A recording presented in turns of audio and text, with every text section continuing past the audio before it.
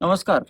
शिवसेना ठाकरे गटाचे नेते आणि स्वतःला सर्वज्ञानी समजणारे संजय राऊत यांनी आज राज्याचे ग्रामविकास मंत्री आणि सोलापूरचे पालकमंत्री जयकुमार भाऊ गोरे यांच्यावरती टीका करत असताना प्रेसच्या समोर अत्यंत हीन दर्जाच्या अत्यंत खालच्या दर्जाच्या शिव्या देऊन शिवीगाळ केली. खरं तर एका बाजूला शिवसेना ठाकरे गट सकाळपासून संध्याकाळपर्यंत जगाला ज्ञान शिकवण्याचं काम करते. महाराष्ट्राची संस्कृती, महाराष्ट्राची सभ्यता, महाराष्ट्राचे संस्कार, महाराष्ट्राचं राजकारण ह्याच्यावरती प्रचंड मोठ्या प्रमाणामध्ये ज्ञान वाटण्याचं काम ही शिवसेना करत असते. आणि संजय राऊत दुसऱ्या बाजूला मीडियाच्या समोर एका राज्याच्या कॅबिनेट मंत्र्याला शिवीगाळ करतात. हे खरं तर त्यांचे संस्कार, त्यांचा बुरखा आणि त्यांची सभ्यता त्यांनी स्वतःच्या हातानं मीडियाच्या समोर फाडली.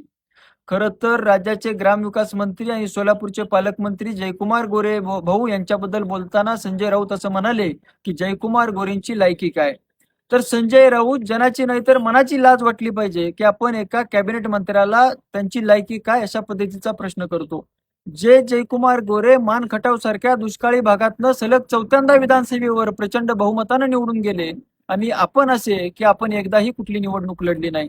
आमदाराच्या मतावरती राज्यसभेत जाणाऱ्या संजय राऊतांनी थेट जनतेतून चौथ्यांदा निवडून येणाऱ्या आणि जिल्हा परिषदेची निवडणूक एकदा लढणार असा 5 वेळा जनतेतनं निवडणूक लढून येणाऱ्या जयकुमार गोरेंना लायकी विचारत असताना एकदा कधीतरी आरशात बघायला पाहिजे.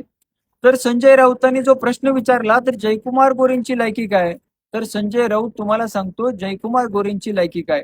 सलग मानखटाव सारख्या भागातनं चौथ्यांदा निवडून आले ही जयकुमार भाऊंची लायकी आहे.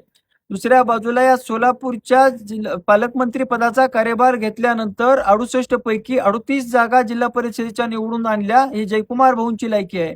दुसऱ्या बाजूला 11 पंचायत समितीपैकी 10 पंचायत समिती भारतीय जनता पार्टीचा सभापती केला ही जयकुमार भाऊंची लायकी आहे. 102 नगरसेवकांपैकी 87 नगरसेवक भारतीय जनता पार्टीचे सोलापूर महापालिकेवर निवडून आणले ही जयकुमार गोरे भाऊंची लायकी आहे. त्यामुळं संजय राऊतांनी जयकुमार भाऊंची लायकी विचारण्यापेक्षा तुमची स्वतःची लायकी काय हे एकदा तपासण्याची आवश्यकता आहे. भारतीय जनता पार्टीच्या नेत्यावर, भारतीय जनता पार्टीच्या मंत्र्यांवर अश्लील शिवीगाळ करताना आणि अत्यंत हीन दर्जाची टीका करताना संजय राऊतांनी तोंड सांभाळून बोललं पाहिजे. भारतीय जनता पार्टीच्या कार्यकर्त्यांना सुद्धा याच्यापेक्षा अत्यंत चांगली भाषेमध्ये प्रत्युत्तर देता येतं. मात्र भारतीय जनता पार्टीचे संस्कार, भारतीय जनता पार्टीची सभ्यता न विसरणारे आम्ही कार्यकर्ते आहोत.